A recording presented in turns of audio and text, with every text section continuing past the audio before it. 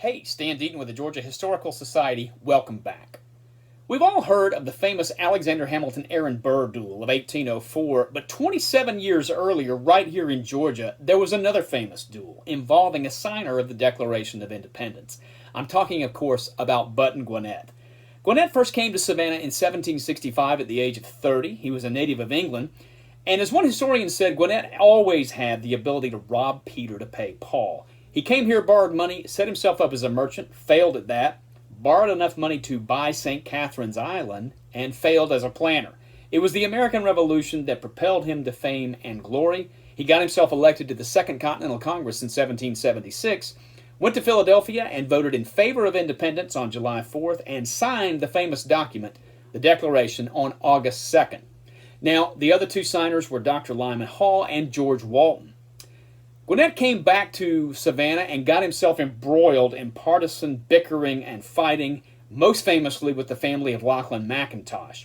In May of 1777, on the floor of the General Assembly, McIntosh called Gwinnett a scoundrel and a lying rascal. Gwinnett challenged him to a duel, and the next day, in the morning, May 16th, they met in a pasture of Governor James Wright's, one of his plantations east of town. They both shot each other in the leg, but Gwinnett's wound proved fatal. Gangrene set in, and on the morning of May 19th, 1777, Gwinnett died.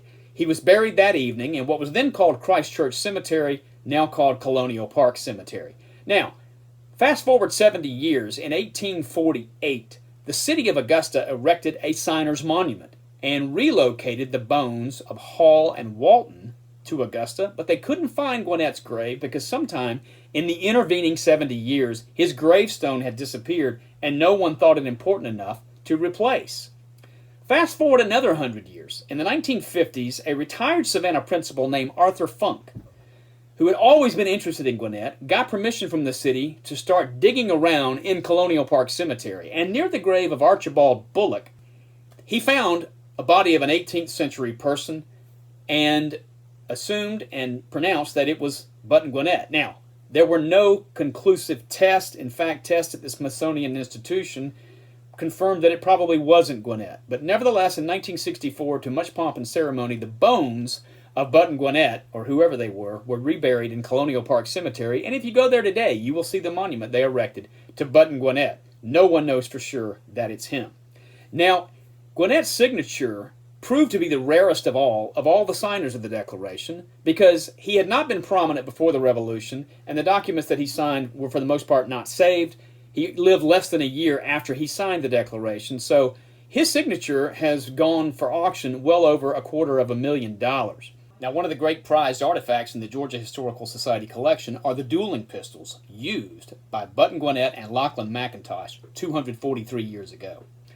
In 1818, Georgia honored Gwinnett with Gwinnett County, where I grew up. I graduated from South Gwinnett High School.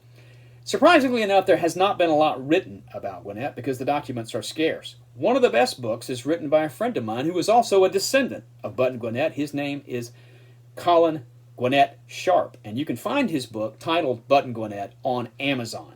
Now, we think we live in partisan times today, and we do, highly driven by faction and political bickering.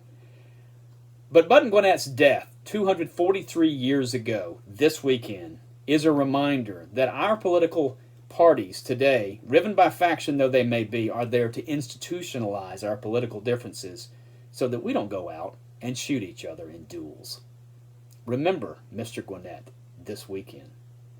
Stay safe, stay strong. I'm Stan Deaton with the Georgia Historical Society. Thank you for watching.